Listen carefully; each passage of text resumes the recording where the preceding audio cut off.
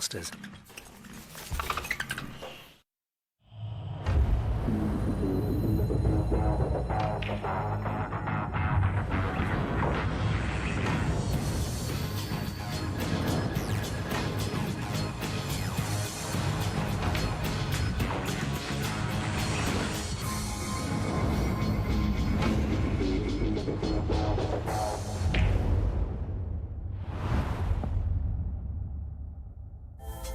North London has been celebrating the 150-year history of Alexandra Palace and its well-loved grounds that look out across the capital city.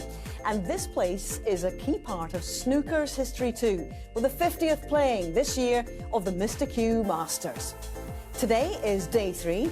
We're midway through the first round. 4 quarter-final places have already been reserved. And last night, a resolute Ali Carter grabbed one of them, pushing past two-time champion Mark Williams 6-4.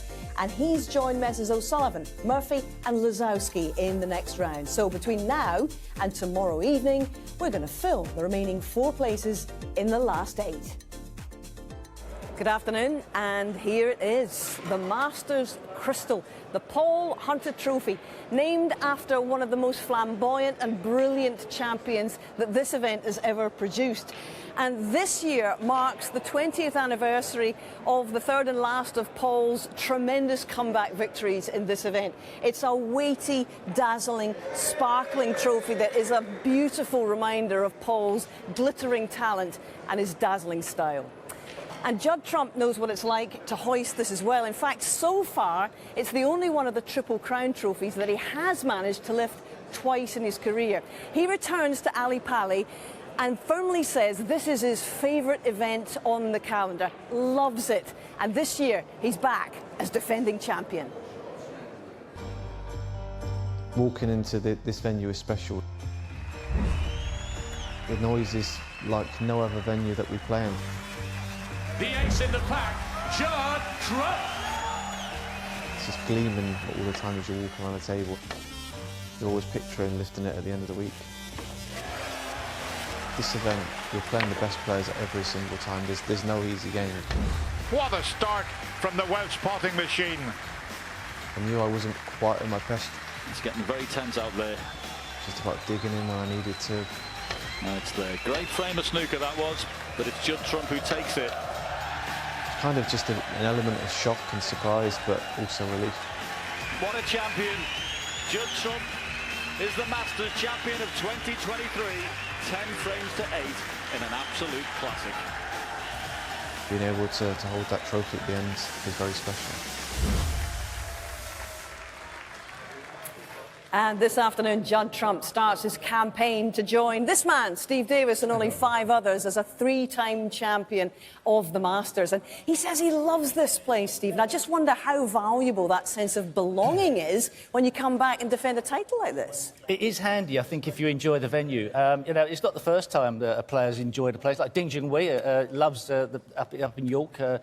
Stephen Hendry, you know, the first place at the Masters, Wembley 5 in a row, Centre, 5 in a row. Ronnie O'Sullivan, everywhere. Yeah, and I had a few places I liked as well. But what is more important, I think, is that you're competitively in the zone and you're playing lots of matches. And Judd at the moment is really sort of piling on the pressure of the other players because his strike rate is so good. It is. And in fact, he's the top man this season with 3 wins in October, 5 finals alone, semi-finals of the UK Championship when he was really under the weather. You've dominated a season or 2 yourself in this manner. How do you keep it going? It's sort of keep the formula going. It's not easy to do. Whatever the practice routine is, however you prepare for the matches, that's the best way. But of course, you're only 1 loss away from it all evaporating. So just try and enjoy the moment. But you will have the confidence, that sort of superiority complex around you, the force field, the shield that sort of keeps on sort of getting you over the line. That's really good. Well, I think we learned a few things about Judd Trump last year, didn't we? Not least his resilience, because he said last year was easily the worst he's ever played to win a tournament. What a B game he's got. Doesn't want to keep relying on it, they obviously. No, I really enjoyed that. You know, watching Judd Trump mature as a player has been fantastic, and the fact now he can play and win with that B game is brilliant. I think sometimes it's enjoyable to watch a player more so than when they're absolutely flying. Absolutely. OK, well, this afternoon he's going to cross swords with a certain Kyron Wilson for the 4th time here at the Masters. Now, Kyron, as we know, is a wonderful, wonderful champion in his own right, but he's had a difficult few months, you've got to say. It's not been the best of seasons for him. He's been chatting to Sean Murphy. Kyron, since we last saw you on our screens on BBC, the snooker world's been quite busy. What have you been up to and how are you feeling about your game? Yeah, you know, sort of kept playing, really. I would normally have a break over Christmas and New Year. Obviously, we don't get sort of much time off nowadays on the snooker calendar. So, went out to Macau, played in a snooker exhibition out there, and yeah, just kept my eye in. A bit of an unusual experience, but, you know, we had an awesome time out there, and yeah, it's been great. You know, 4 days of Championship League snooker, which, as you know, is a good sharpener going into the Masters. So, yeah, feeling sharp, looking forward to it. So your game's in good shape, you're feeling sharp, obviously a big match today. You've played Judd a couple of times here before. I always think of you as a big arena player, a big match player. Obviously the Triple Crown events are the biggest of them all. How are you feeling going into today's game?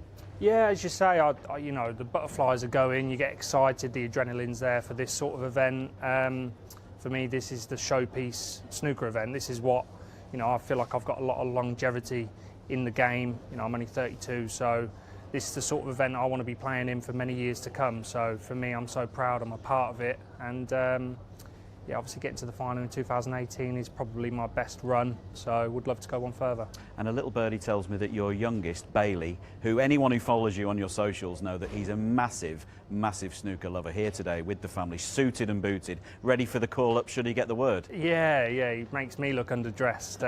Yeah, Finley and Bailey, they both love their snooker.